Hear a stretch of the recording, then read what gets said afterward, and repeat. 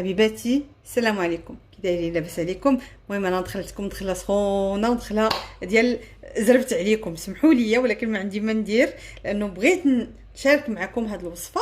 هي نقدر نديرها مره اخرى ولكن قلت علاش لا ما نديرهاش دابا. انا راه صافي ما بقى لنا والو، بقات لنا تقريبا واحد الساعه باش يبدا لنا المغرب، ولكن قلت غادي ندير هاد الرغيفات يجيو مورقين وتيجيو لذاذ وبنان. ممكن نطيبوهم في المقله كيف ما ممكن نديرهم في الفران.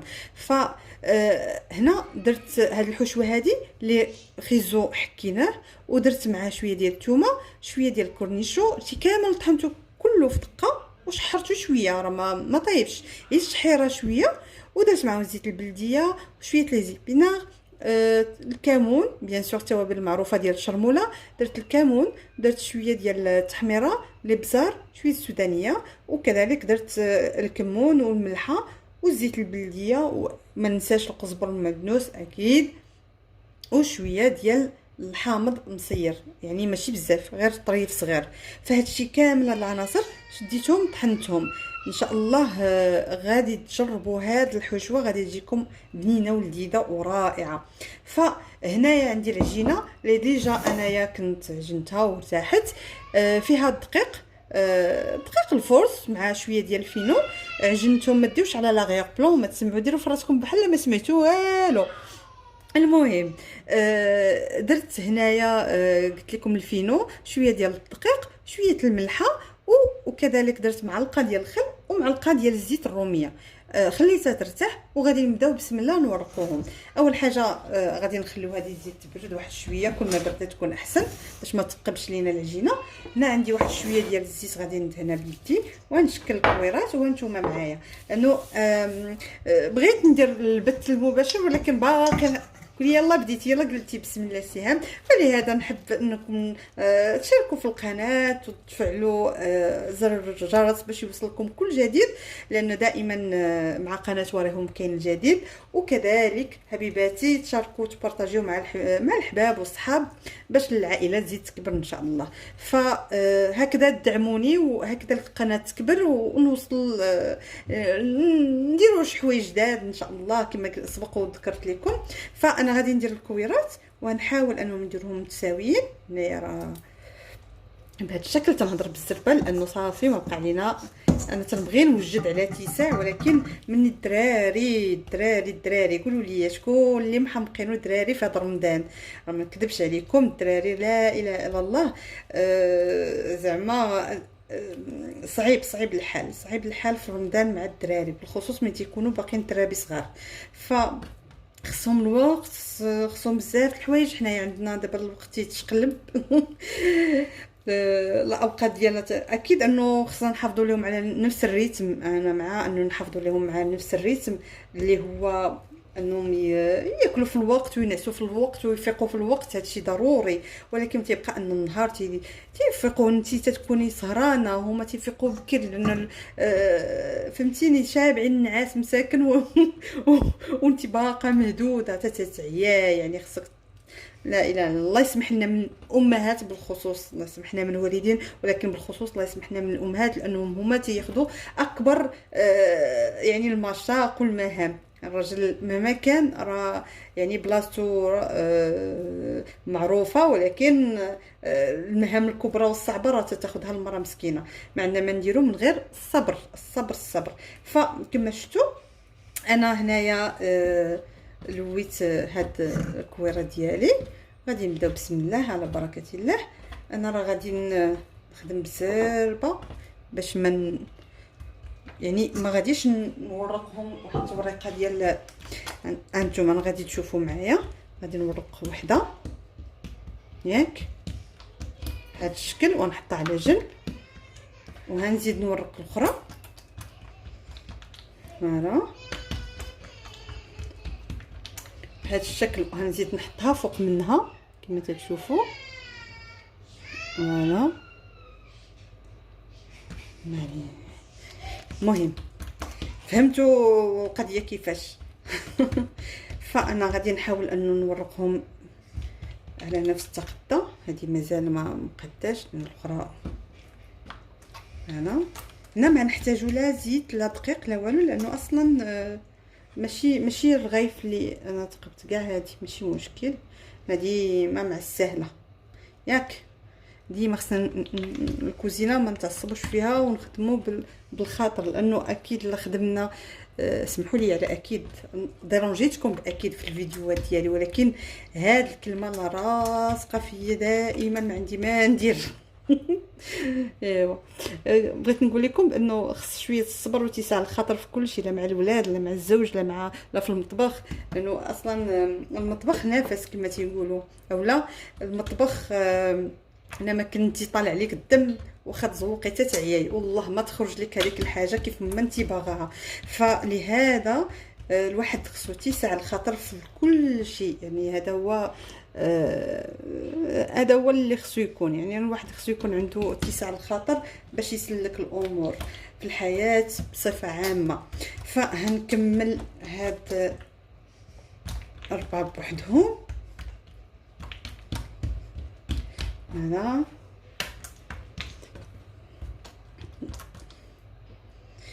هكذا شكون اللي سالات توجد الفطار الحادقه؟ قولوا لي شكون هي هاد الحادقه اللي دغيا تتوجد؟ انا عرفتي راه تنبقى حتى تنعيا لانه الله يكون في العون، فهمتي؟ العيالات راه ماشي فحال الرجال راه نهار كامل هو جالس ولا ناعس واخد وقته. ما حيلتك تجمعي الدار، ما حيلتك انا تنتحتيت معاكم وخدامه حتيت ونغزل، فشكون في حالي يعني؟ ولا شكون زعما عندها الوقت من غير انه العيالات اللي باقي ما عندهمش وليدات ترابي وداكشي راه شي حاجه طبيعيه عندها كل الوقت، ولكن العيالات اللي عندهم وليدات شكون فيهم اللي الحادقه تتسالي بكري وتتجلس تيكون عندها الوقت انها تجلس قبل واحد الساعه ولا ساعتين قبل ما يود المغرب؟ انا اكيده انه قله لان كلنا في الدقيقه 90 تنبقاو في الكوزينه حتى تنحطوا الطابله وحنايا جري عليا نجري عليك، كاينه ولا لا؟ فانا هذا الفيديو هذا بغيت نديرو باش نتحدث معكم ونقربكم مني، وفي نفس الوقت انه نتعلموا حاجه جديده ونهضروا في مواضيع. المواضيع تتخص المراه، تتخص الطفل، تتخص المطبخ بصفه عامه، نديروا الانعاش النسوي. شكون اللي عارفه شنو معنيه الانعاش النسوي؟ الانعاش النسوي واحد الشعبه كاينه في وزاره الشبيبه والرياضه، تتخص بكل ما هو المراه. فهي شعبه تتقرا، يعني تيقراوها الناس في اليونيفرسيتي، ماشي اليونيفرسيتي ولكن لانستيتو رويال فورماسيون دي كادر، راه معنا الناس ديال المعهد. فكل ما يخص المراه بصفه عامه. فالمهم انه بغيت نهضر معكم تحتو نجبدوا مواضيع كل ما يخص الشباب، الاطفال، العيالات. مرحبا بكل اقتراحات المواضيع اللي ممكن ندرجوها في شي حلقه، في شي فيديو من الفيديوهات اللي تنحط، نديروا موضوع خاص يعني بالمشاكل العيالات اللي تيلقاوها مع وليداتهم او في الترابي وليداتهم او مع الازواج ديالهم. فنديروا كمنتدى نهضروا فيه، نفرغوا واحد شويه ونشاركوا نتقاسموا بمجموعه من الافكار وتجارب وبزاف الحوايج ان شاء الله. فكما تشوفوني انا هنايا غادي نديرهم بهذا الشكل يعني، وغادي نجيب السكين، ما حطيتوش حدايا بلاتي، نجيب انا راجعه نجيب السكين فين حطيتو. المهم حطيت السكين، المهم لقيت حدايا غادي نخدم به. ملي تتبغي الحاجه تتكلف عليك. غادي ندير هذا الشكل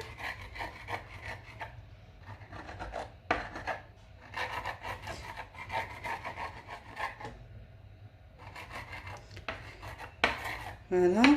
هما تيجيو غادي يجيو مورقين في نفس الوقت، فهمتي؟ ممكن ديرهم مالحين، ممكن ديرهم مالح وحلو، ديرهم بالدجاج، ديرهم شكل بسطيلات، يعني لكم الاختيار. انا هنايا حيت ديجا مطيبه الحوت فما بغيتش نزيد شي اضافه اخرى، انا درت هنايا غير شويه ديال لي زيبينار والجزر. غادي نجيب معلقه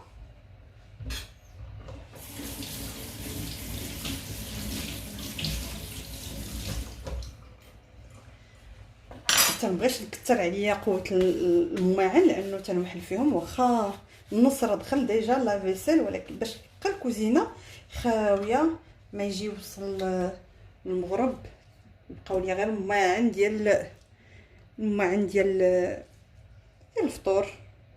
الماعن ملي تيتعرموا ديال الفطور وديال فهكذا غادي ندير ليهم. نحاول انه نحيد منها واحد شويه باش ما يجيوش امر بحال هذا الشكل. غادي نحطهم هنا، تنوجد ليهم الناطه باش تعرفوا ان داكشي كان سبونطاني، راه ما موجده ما والو، يعني راه ماشي موجده ولا عارفه راسي انه غادي ندير فيديو دابا، ولكن حيت جاتني الفكره انا ندير لايف ساعه ما كتبش انه باقا يلا قول لي يلا قلتي بسم الله باغا ديري اللايف. فبهذا الشكل غادي نحاولوا نجمعوهم. هي وصلت لكم العجينه ماشي مشكل، خصكم تحيدوها باش ما يجيش مدقص من تحت. فهكذا تيعوضوكم على ورقه الورقه اللي تنديروا، ولا ممكن ديروهم باي شكل بغيتو ديروهم شكل دينام، بغيتو ديروهم بهذا الشكل اللي وريتكم، ممكن ديروا الشكل اللي نام بحال هكذا نقطع من شويه من هنا بحال هكذا.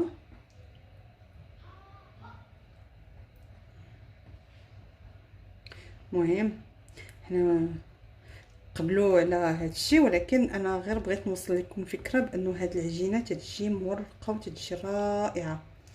فانا نقطع من هنا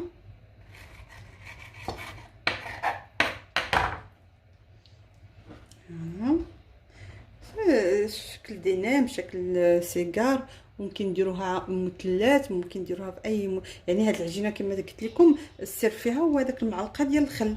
المعلقه ديال الخل انا ندير جوج بحال شكل البسطيلات، وما تبقى غادي نديرو انا نحيد هاد الطرف باش يجيني سهل ما يدخلش.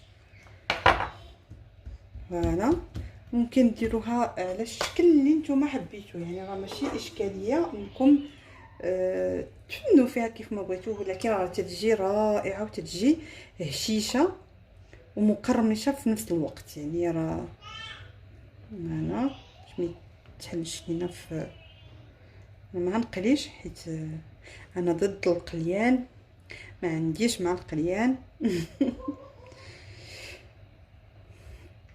غادي ندخلهم الفران، نقص شويه العجينه ندهنوهم بالبيض بسم الله بحال هذا الشكل. مهم فوالا. فما تبخلوش انكم تخليو لي تعليقاتكم ارائكم في المكان ديال التعليقات. فنتمنى انه هاد الفيديوهات اللي تنحط يكونوا نالوا الاعجاب ديالكم والافكار كذلك، لانه جيت نشوف ما نكذبش عليكم شحال من حاجه تنبغي نحطها، بغيت نقول راه زعما كاين لا داعي، لانه كثير ديال الناس دازوا وداروا في نفس الحاجه، لا داعي للتكرار. تعجبني انا كل ما هو جديد كل ما فيه الفائده. يعني نتمنى انه هذه الفيديوهات وهذه الاقتراحات اللي تنحط لكم يكونوا يعني نالوا الاعجاب ديالكم وجربتوهم وصدقات لكم اي حاجه. فانا من عشاق المطبخ، تعجبني نطيب، تعجبني ندخل الكوزينه. فالمطبخ انا بالنسبه ليا فن، يعني الطبخ شي حاجه فن، يعني فن تنتفنوا فيه. يعني راه دائما كاين الجديد ودائما كاين الابداعات وبزاف د الحوايج. ف هذا الشيء غادي نقطع كيف غنقطع هاد المره على هذا الشكل باش نديروهم طوال هنا.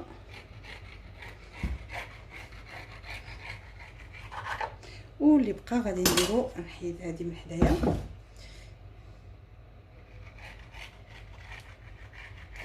فهاد المورقه ممكن نشكلوها كيف ما بغيتو. انايا غير الفكره نقولها لكم، يعني ممكن ديروا بها اي حاجه، وفي نفس الوقت الحشوه تتجي رائعه. كونوا على يقين انه غادي تعجبكم. يعني ديروها في مع بريوات، في ورقه البسطيله، ديروها يعني مع لي شوسون تتجي رائعه وهائله. يعني شنو فيها؟ ما فيهاش بزاف، ما تتكلفش بزاف، فيها غير الخضروات. غنقسم هكذا باش تجيني فوالا. ف كي درتو بعدا مع شي صيام، كي درتو يعني رمضان هو غادي بالسلامه، ما بقى لي والو، ديجا فات النص. الله يرزقنا الصحه والسلامه ويدوز علينا هذا الوباء بخير وعلى خير. شويه حبيباتي، هاد السقيل دابا صافي سكتو. دراري واش نديرو؟ نصبروا.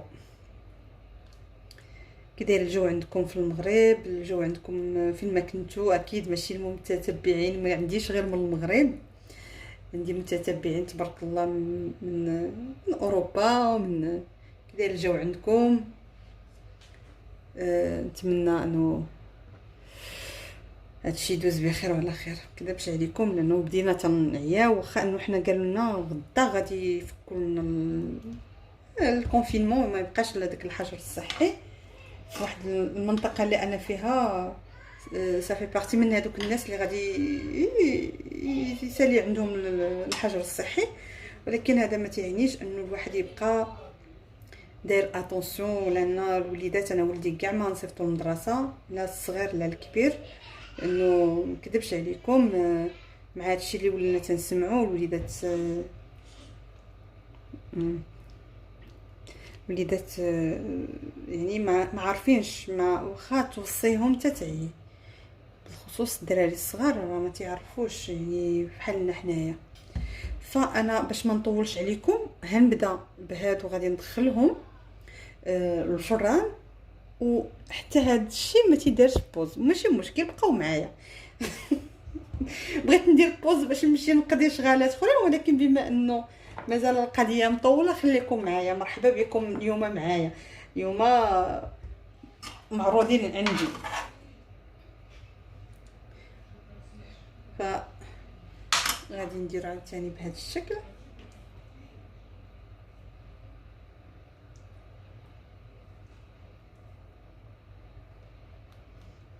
كنديروا بالشكل اللي بغيتو، يعني راه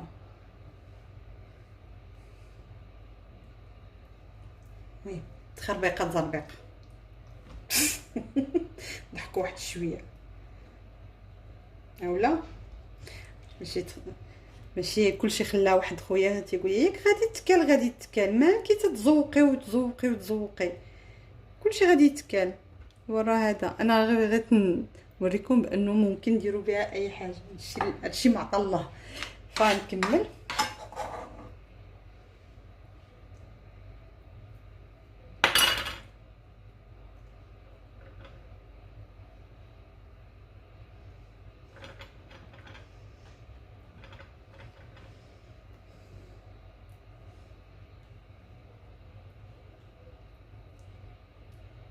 ونجيب واحد البيضه اللي غادي ندهنوها عليهم.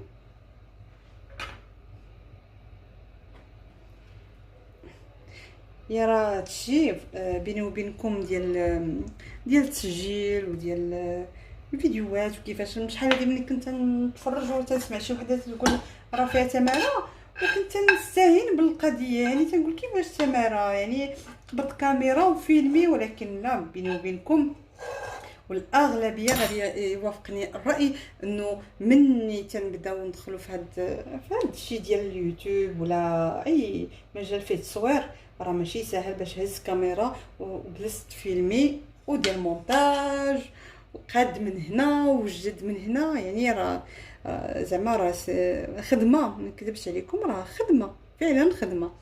انا حتى دخلت لهذا الشيء وبديت نعرف بانه هذاك الكلام. بقيت نعقل اول نهار غادي نصايب فيه المونتاج كان فيديو ديال ولدي، ليكول ديالهم. فقلت واو، يعني بقيت سهرانه الليل كامل وانا تندير المونتاج، ونقاد هادي ونقاد هادي باش نصيفطو لهم لغد ليه. مي فرانشمون زعما شابو. شابو الناس اللي زعما وصلوا لعدد كبيره ديال المشتركين وباقيين مواظبين على الفيديوهات وعلى العمل ديالهم. فهذا الشيء اللي بقى ليا ماشي مشكل، انا غادي نحيد هاد نشوف اش ندير بهم، شي حاجه للوليدات، نعمرهم بالفرماج ولا شي حاجه. المهم كلشي على عينيكم. فوالا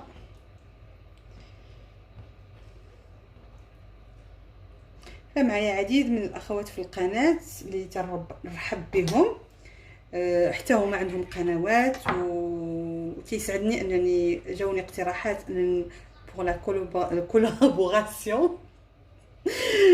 ف تيسعدني ذلك، ومرحبا والف مرحبا، ما عندي حتى شي اشكال. انا غادي نجمع هادو حتى من بعد نحطهم نضيفهم مع اخرى تنساليو ونقادهم هادي وهادي.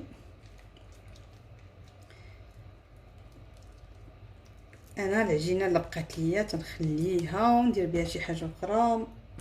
عمركم ما تلوحوا، ديما ديما حاولوا انكم يعني تبدعوا في هذا. اي حاجه طرات لكم، اي حادثه طرات لكم في المطبخ، حاولوا انكم تبدعوا فيها. فانا غادي نجيب الشلاطه اللي غادي ندير فيها.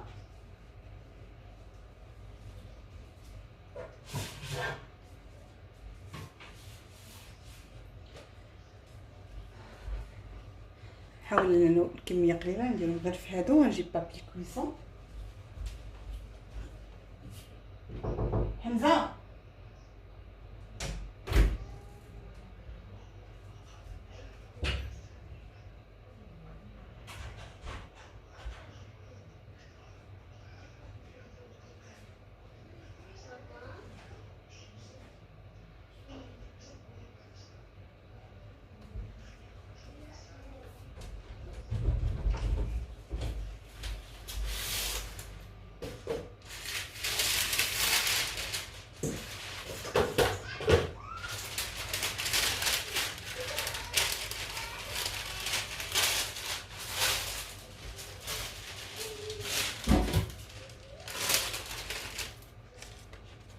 عندنا البابي كويسون ديالنا.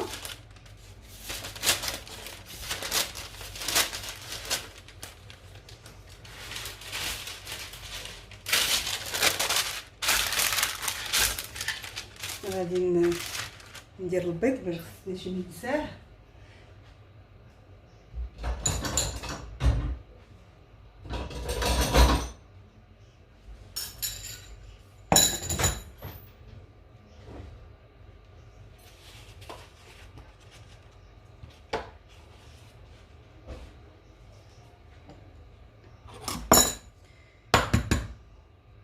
غادي ناخذ غير الصفار ديال البيض.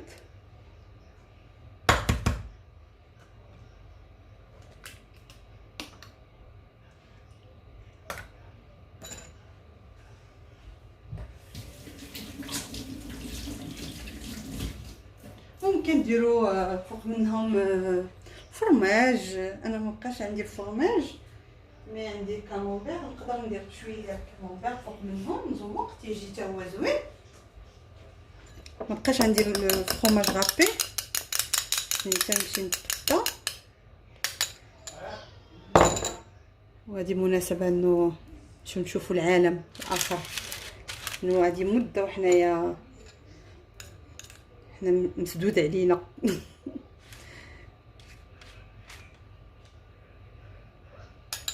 هنا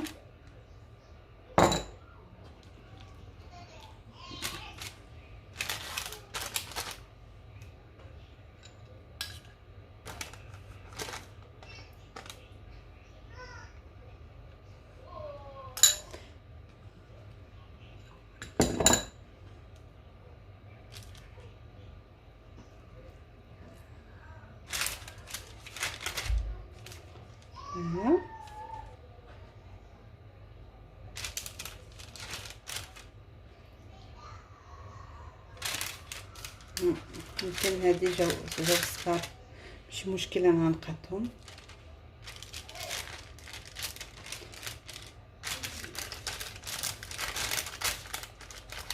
فوالا مبغيتش نخدم لاطه كبيره حيت ديجا فيها حاجه اخرى، ولكن لا بان لي غادي نخدم لاطه كبيره، ما عندي ما ندير. غادي نحيدو هذاك الشيء من الفران ونخدم اللاطه الكبيره.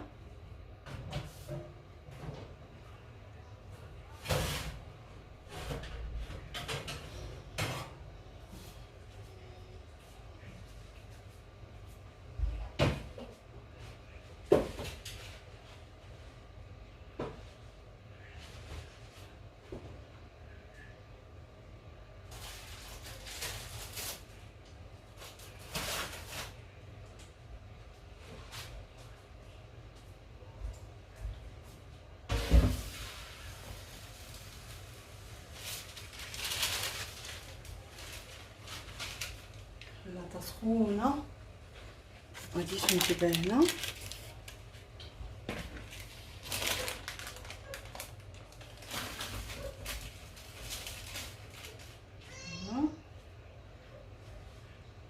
اللاطه ديالنا سخونه، المهم غير يوجدوا ان شاء الله، ما غاديش ياخذوا وقت كبير.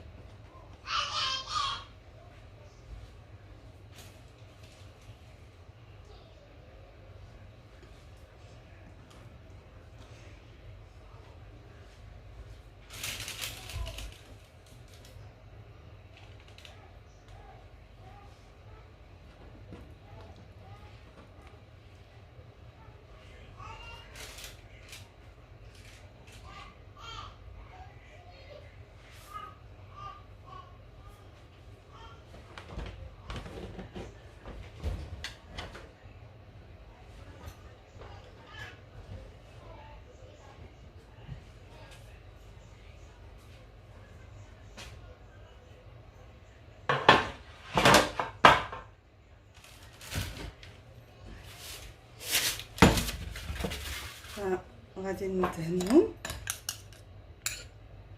حتى البانسو ما جبتوش ماشي مشكل.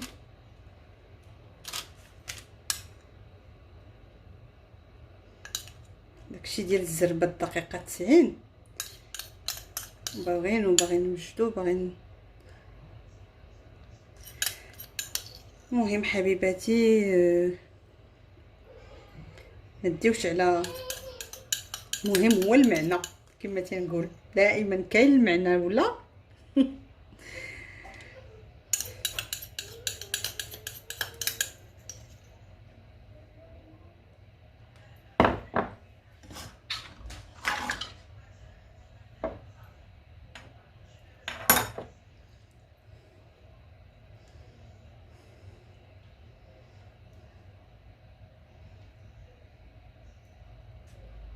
هنا بهذا الشكل.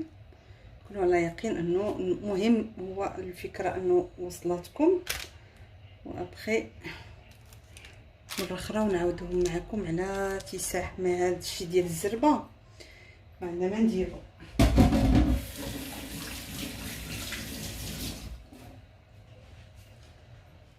غادي ندخلهم الفران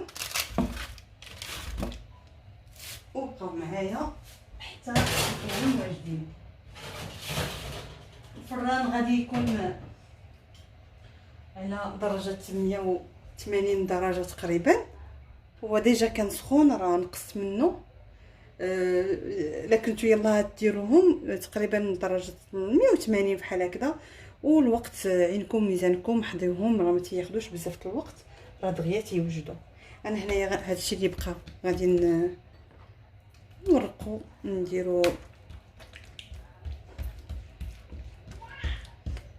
فرماج ولا شي حاجه. المهم ما عرفتش شنو ندير فيه، المهم ما يبقاش نعطيه للوليدات. نديرو شكل الرغيفات، نجيب شويه ديال الجبن، ندير وحده في وسط وحده.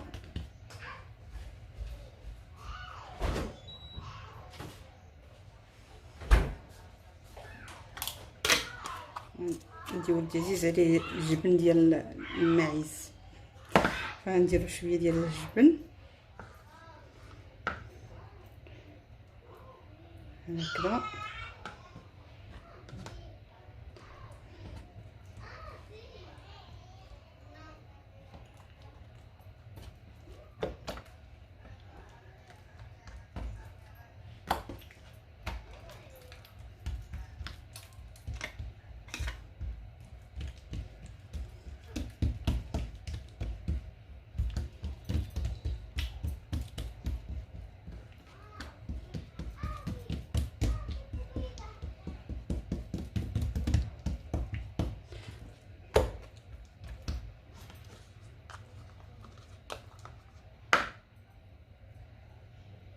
ممكن ديروا لافاج كيري، ممكن.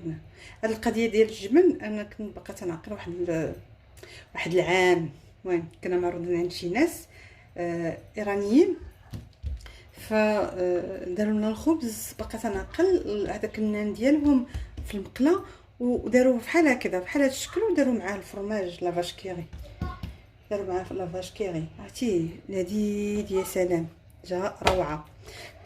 مهم ما غاديش نفلتو داكشي اللي بقى لينا، الحواشي اللي حيدناهم. هذاك البياض اللي حيدته انا راه تنحتفظ به في قرعه، وابخي تنستعملوه فحال ماسك في الوجه. تندير الناس اللي بغاو مثلا يحيدوا الزغب من وجههم ولا شي حاجه، وديروا داك الفيلر ويجبدوا شويه من وجههم، لكن زعما الناس اللي عندهم مشاكل الزغب ونظرات الوجه كذلك، يديروا هاد البيض ديال البيض مع شويه ديال الخرقوم، شويه ديال العسل، ويخلطوهم مع بعضياتهم، يديرهم شي هذاك الفاصمه. يمكن انا عندي في الثلاجه، بقاو معايا نشوف، يمكن عندي في الثلاجه ولكن ما فيش الخرقوم حيت انا عندي حساسيه من الخرقوم. ها هو عندي ديجا محتفظه به موجوده. هذا تديريه يعني فاصمه، تديريها في مع هذا البيض ديال البيض، وتتحليها وتتحطيها على وجهك. من احسن يكون بارد، عرفتي ملي تتحطيه على وجهك بارد، وابخي ملي تتحيديه راه تتحيدي مع داك الزوائد اللي عندك ديال الزغب في وجهك. انا تنديرو يعني للنضاره، باش ينقي لك البشره، بزاف الحوايج. انا تنخبيه ديما في الثلاجه، يعني ما نكذبش عليكم، المهم ما يتلاحش البيض. فهادو حيال من الحيال اللي تندير، نراقبو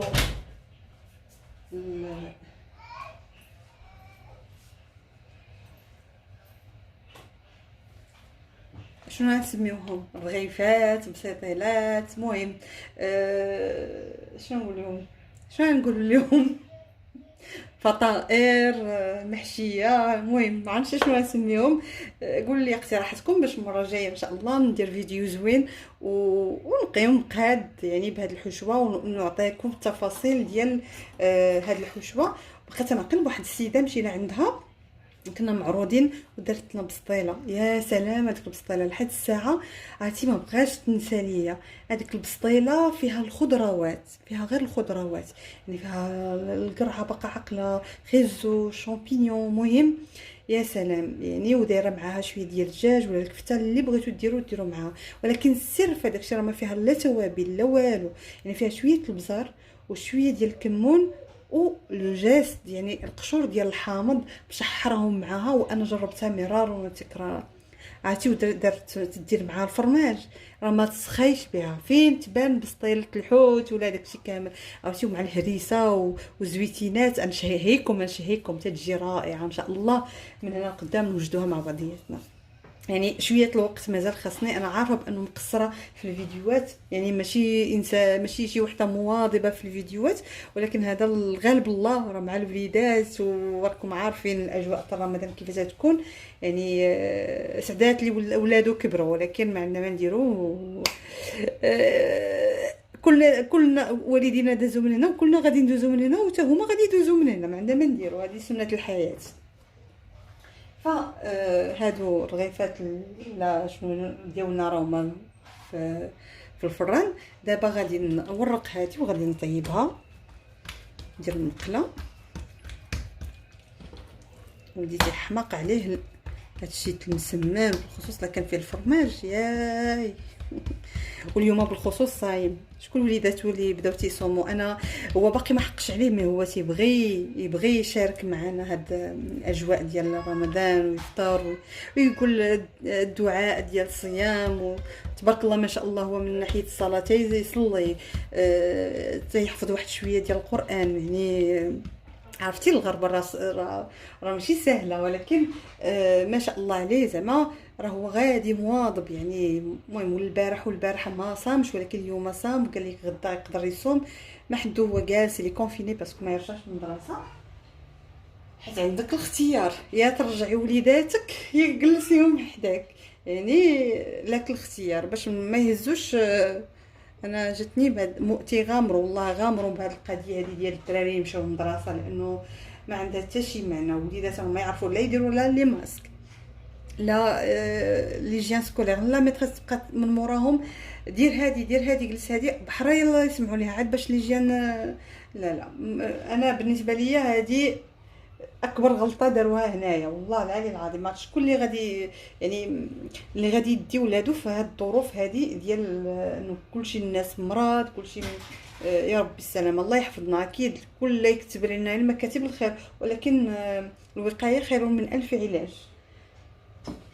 نجيب المقله.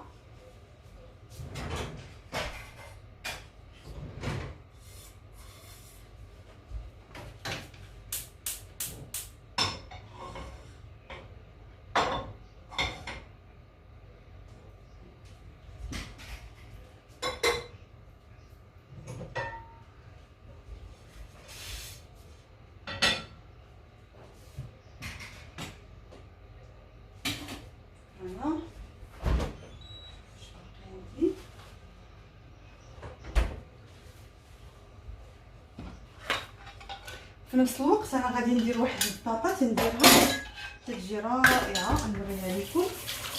غادي نغسل غير هاد المواعين استسمح، لانه خصني ضروري نحيدهم باش نخوي السيكتور.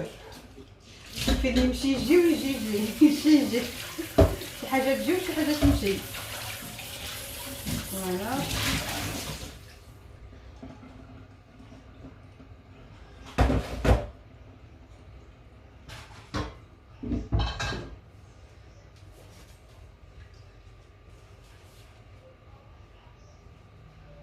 هنرمي هذه باش طيب. بسم الله.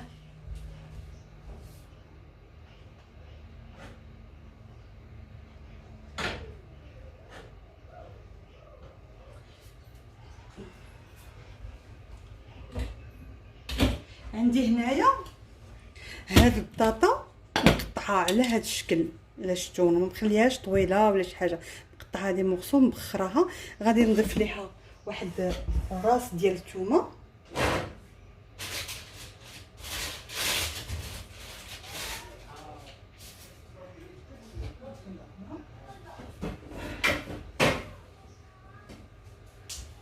غادي نجيب كاع المكونات نطحنهم الوقت، ولا غادي نقطعهم بلا ما نطحنهم. المهم غندي هنا راس ديال الثومه، ها هي كاع تلاحت معها. غنحتاج راس الثومه، كذلك غنحتاج شويه ديال الكمون، البزار، الزعتر،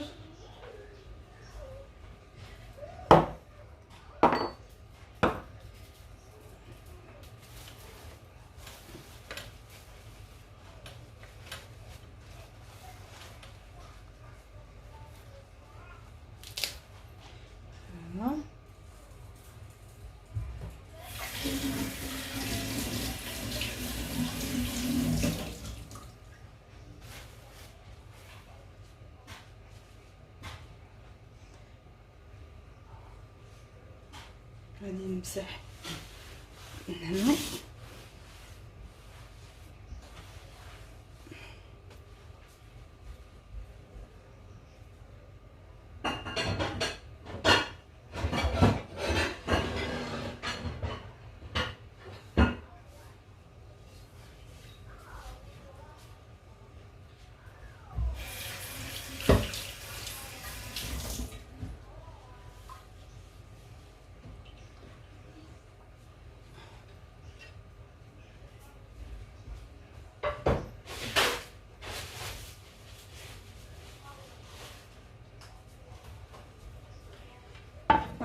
حطيت الماس.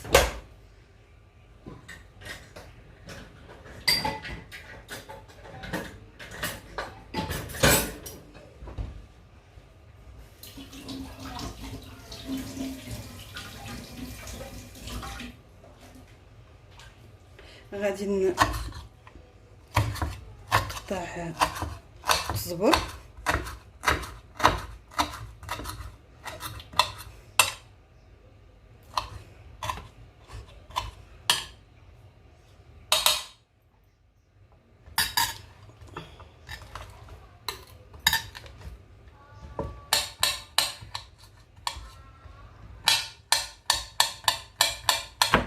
انا مرة تندخل معايا ولدي للكوزينه اليوم، شفتو عيان واحد شويه اللي ارتاح تيماطي ليا بحال هكذا، يمد ليا هادي، يمد ليا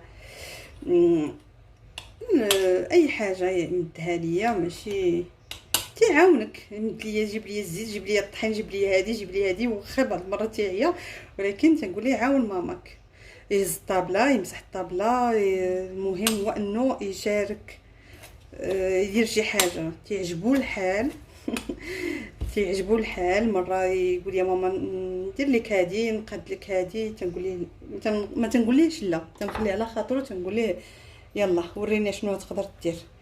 فمهم جدا انه وليداتنا ندخلوهم معنا الكوزينه، منها ماشي غير تيعاوننا ولا بزاف الحوايج، منها تيتعلم بزاف الحوايج في المطبخ.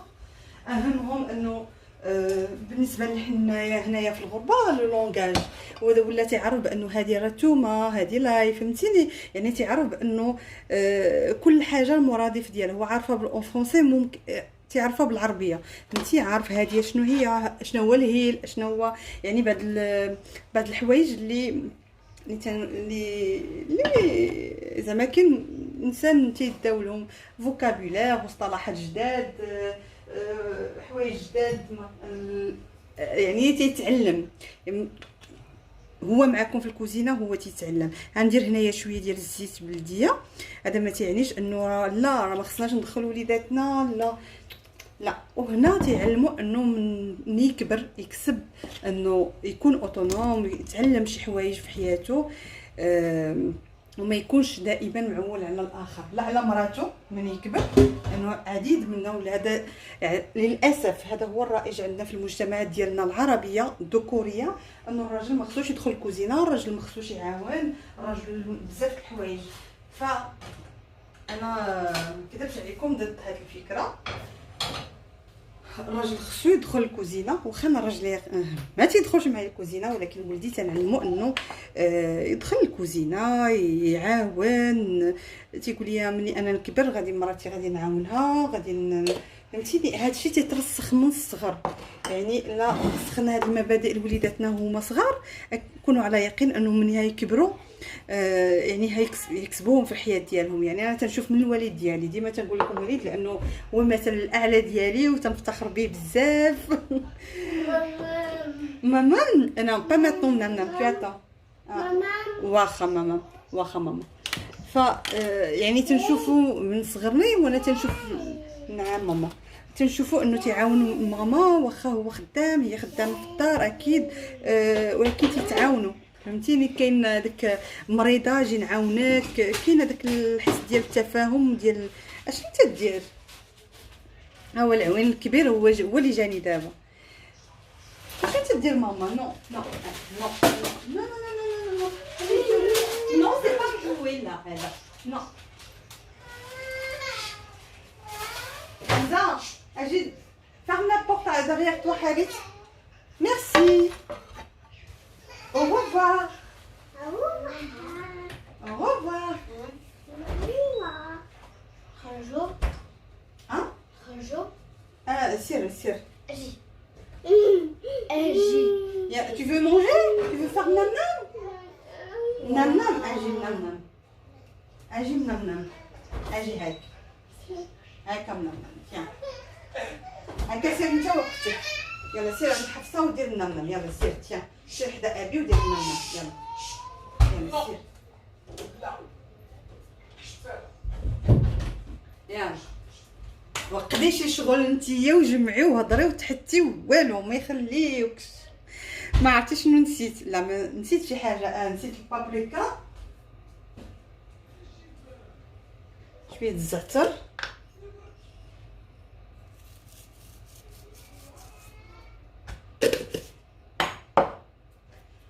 نجيبو البابريكا،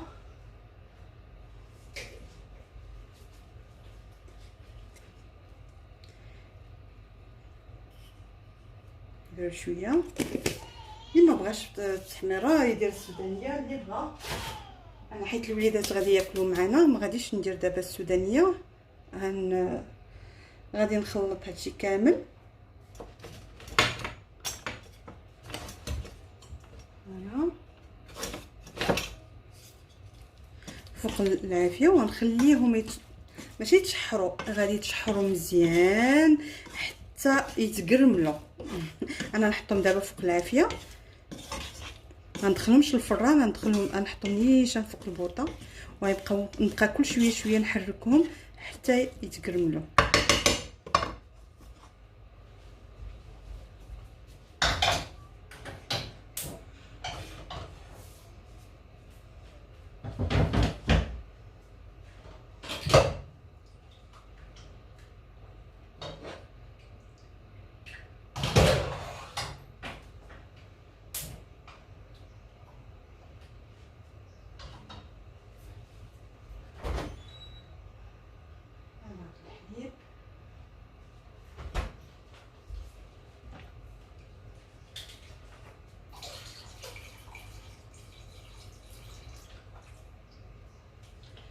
بالنسبه للشربات اللي تندير، انا عندي مجموعه كما قلت لكم ديال لي سوب اللي تنديرهم بخلاف رمضان. انا دائما في العشاء تندير للوليدات لي سوب. وهاليوم دايره البلبوله. اكيد البلبوله كلشي تيعرف يديرها. شويه ديال الماء مغلي، تنحط البصله، تنضيف فوق منها هذا البصله، تنضيف فوق منها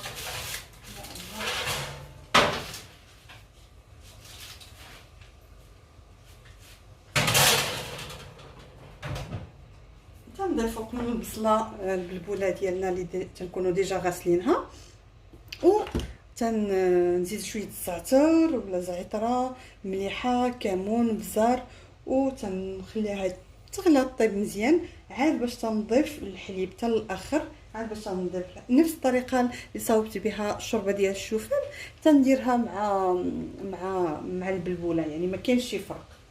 كاين نوع اخر ديال البلبوله اللي تنصاوبها بلي كروفيت، ويعني هذه البلبوله مغيره، تتكون هذيك البلبوله الحامضه عرفتوها، تتكون مشلضه فيها البصله، ما فيها مطيشه، تدوريها بهاد لا سوب ديال القمرون او لي كروفيت، تندوروهم بالبلبوله، عوض مثلا كيف ما شفتوا هذيك الشوربه اللي حطيت يلا مؤخرا، عوض لسان الطير او كما تيقولوا المشارقه لسان العصفور هذاك، دوريها بالبلبوله او بالشوفان او اي الروز اللي بغيتي ممكن تدوريه بها، يعني ماشي شرط انه ضروري غير لسان العصفور.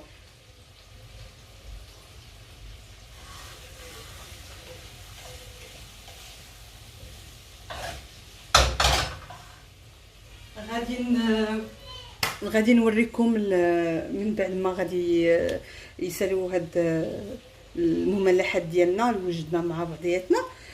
غادي نقول لكم من مباشره من موراها تهلاو في راسكم، وان شاء الله هذا رمضان يكمل عليكم بخير وعلى خير ان شاء الله. واكيد ما تنساوش انكم تشتركوا في القناه وتبارطاجيو مع الناس الحباب. انا بغيت القناه تكبر وتعرف، وهذا المشتركين يكبروا اكيد ويزيدوا. فاكيد هذا يدعم اول حاجه القناه ديالي، لانه لحد الساعه باقا ما دعمات وباقا ما تثبتاتش، يعني باقي يلا قلنا بسم الله كعديد من الاخوات. فعلاش ما نتشاركوش مع بعضياتنا، وحده تبارطاجي مع الاخرى، وحنا غاديين حتى نكملوا زعما الشروط اللازمه باش ندعموا القناه ديالنا. واكيد دائما كما ديما تنقول لكم مع قناه وريهم غادي يكون غير الجديد. فانا جبت اون اسيت. انا ما تنبغيش نحط نيشان في لاسيت، ديما تندير هذا بابي سوفيريزي ولا تيقولوا ليه الورق هذا، ما عرفتش تيقولوا ليه، المهم حنا تنقولوا ليه بابي سوفيريزي. هنا بابي سوفيريزي. مالك دختي يا سيهان؟ هذا توش ما تدوش عليا صافي. انا قرب المغرب وليت ننزلك في الهضره. فوالا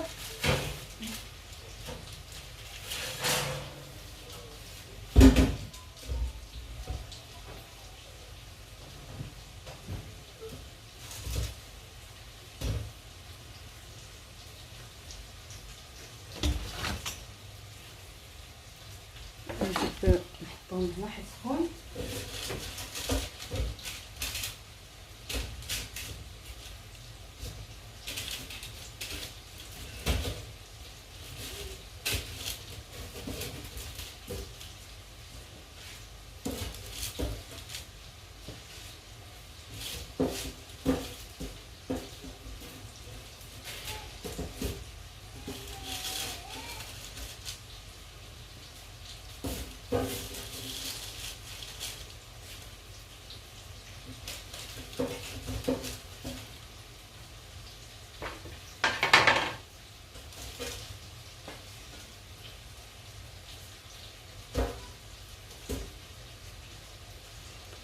فهما تيجيو على هذا الشكل. اكيد باقي سخان، مي ضروري ما نقطع شي وحده باش تشوفوا. فوالا تيجيو على هذا الشكل، تيجيو هشاش، ولا ما قاداش نقبطهم بيدي، ولكن تيجيو رائعين ونتمنى انكم تجربوهم. غادي يعجبوكم انا اكيده، بالخصوص الحشوه رائعه. ممكن ديروها مع ورقه بسطيله، مع ديكيش، يعني الحشوه تجي خطيره جدا. فكما قلت لكم شكرا على المشاهده، ونتمنى انه ان شاء الله نكبروا العائله ونشاركوا الحوايج زوينين ان شاء الله مع بعضياتنا. وما تنساوش انكم دائما تشتركوا في القناه، وريهم تدخلوا وتثبتوا زر الجرس باش يوصلكم كل جديد، وتلاكيو اكيد اللي عجبتكم اي وصفه اي فيديو حطيت. كما عرفتوا انا القناه ديالي متنوعه ما فيهاش غير الطبخ. فشكرا على المشاهده، والى اللقاء ان شاء الله مع فيديو جديد بحال هذا الحماق هذا اللي درنا اليوم، نديروه مره اخرى ان شاء الله. فبقاو على الاتباع ان شاء الله، وشكرا بزاف بزاف بزاف. ما سخرش بكم ولكن الوقت درك، وتقبل الله منا ومنكم صالح الاعمال. شكرا على المشاهده.